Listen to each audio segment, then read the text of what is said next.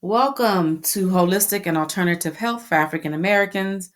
We are on a mission to heal African Americans using natural methods. Please visit our website at healingafricanamericans.com. Today we are talking about a soul food diet versus a plant-based diet. Oh, this is a huge topic, a huge debate. I get this question asked constantly. So let me start off by saying that all addictions are about pleasure because it releases endorphins, right? And whether we realize it or not, we are addicted to some of the foods that we eat, primarily because some of the food companies put neurotoxins, chemicals in there that will make you feel good, make you enjoy it more. That way you'll keep coming back for more, right? So we know that we have some mild food addictions, right? We also know that food is deeply personal, especially when you're talking about your cultural food. And for us, that's soul food. It's deeply personal because it's what we grew up on. It's what our grandmothers fed us. It's what brought us around the table together. It's what we did. We broke bread even through slavery and through other difficult periods in our history. Soul food was what fed our souls, right? So we need to know that we get that, and I understand why it's hard, but we also need to understand that the food of today is not the same food of yesterday. Food has become industrialized, and so a lot of the foods that our grandparents gave us didn't have the chemicals and preservatives and hormones in it that they have today.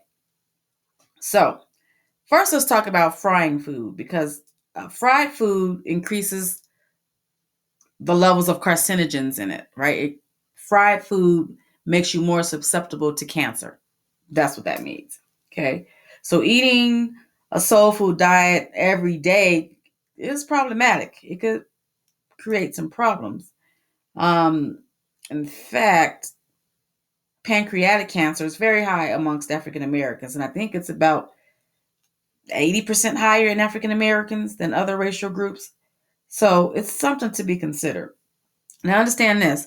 I'm not big on these studies that they do, and these medical reports they always present because I also know that we live in a racist society, and systemic racism did not leap over healthcare. It is deeply ingrained in healthcare. So don't put a whole lot on when I quote medical journals, but sometimes I do, and sometimes it's valid and it's worth it. But I will say that a diet that's high in fried foods, organ meats, processed meat, cow's milk, sugary drinks are bad for you. It increases your chances of a stroke and other diseases by 60%, something like that. I mean, this it's almost a no-brainer, right? High consumption of those foods is definitely bad for you. Definitely bad for you. A plant based diet has proven time and time again to be much better for you. Now, that being said, do I think that going plant based is necessary? No, I don't.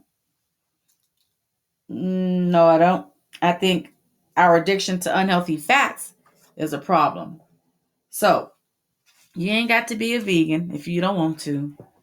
You ain't got to go plant based if you don't want to. Because ain't nothing worse than watching somebody sitting there suffering, wishing they could eat something, because that's even worse. Because the mind, y'all, is more powerful than anything. But anyway, so these fried foods, though, is what I want. If you're going to change, make some minor changes in your lifestyle, fried foods got to go first. Now, I just want you to wrap your mind around this. Use some common sense. Our bodies are 98.6 degrees, right? That's the normal body temperature. Oil, cooking oil, is made at a temperature of 212 degrees Fahrenheit. 212 degrees, right? That means in order for the oil to liquefy, the oil that we put into our bodies, in order for it to liquefy to be removed from our bodies, we have to heat up our bodies to 213 degrees. And we're just not equipped to do that. And so this oil stays in our bodies. Our bodies can't break it down. It clogs up our cells. It makes our cells stick together. It just goes there to die, and it stays there. And then later on, after we have these clogged up blood vessels and clogged up arteries and nerve cells, then our bodies can't get the oxygen that it needs throughout our bodies, and it causes a whole bunch of other problems. So if you're going to get rid of anything, get rid of the fried foods. There are so many great air fryers on the market now that, I mean, come on. And listen, you're not going to eat some fried chicken today and feel sick tomorrow, right? This is long term. It takes a while because our bodies are pretty resilient. So it's going to take a long time before your body says, yo, you tripping. This is too much. But why wait for that to happen? Make some small changes. Get an air fryer. If you're going to fry food, don't deep fry it. Do not deep fry it. Just fry it on top of the stove with a little bit of grease. And then choose healthy animals. You don't have to go vegan or plant-based, but if you're going to eat an animal, make sure it's organic. Make sure there's no hormones. And make sure it was raised humanely, because all those things factor into your health because you're putting that into your body. So get organic, free range, antibiotic free, hormone free, blah, blah, blah. Healthy, high quality animals. I know you're going to say, but Ray, it's too expensive.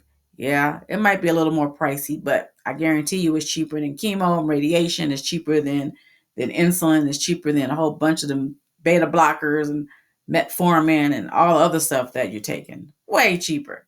So spend the extra dollar and get healthy animals. Now, if you're still going to eat meat, I want you to eat smaller portions, right? Vegetables, grains should be beans, grains, vegetables, all that should be the largest portion of your diet with just a little bit of meat. Most of my people eat, 5 pieces of chicken, put a little bit, you see that plate? A little bit of black eyed peas on there, a little bit of collard greens. Look, the chicken's taking up half the plate, and the other half is with the vegetables and beans. That's not how it should be. It should be a small portion of meat and a large portion of everything else. Okay? So eat mostly plants, eat mostly fruit, eat mostly vegetables, eat mostly beans, grains, legumes, all of that. And then become a deliberate eater. Deliberate eating is when you make conscious and intentional food choices. That's it. You can't eat, pork chops and bacon and ham for breakfast and then do it for lunch and do it for dinner. No, boo, that ain't cute. You have to make conscious and intentional food choices. So you know what you ate yesterday. You know what you ate this morning. You need to eat something better or different or to balance it at your next meal. Deliberate eating is the way to go. So, hope that helps. Again, we are a nonprofit. We are not trying to get rich. We are just trying to heal African Americans because, systemic racism is in healthcare and everywhere else. And we know that the health disparities are ridiculous. And so, but we also know that God, the Most High, the universe, gave us everything we need to take care of ourselves. We just need to start using it. So, we are on a mission to heal African Americans. So, please visit our website at healingafricanamericans.com. And until next time, remember that laughter should be the only thing that hurts.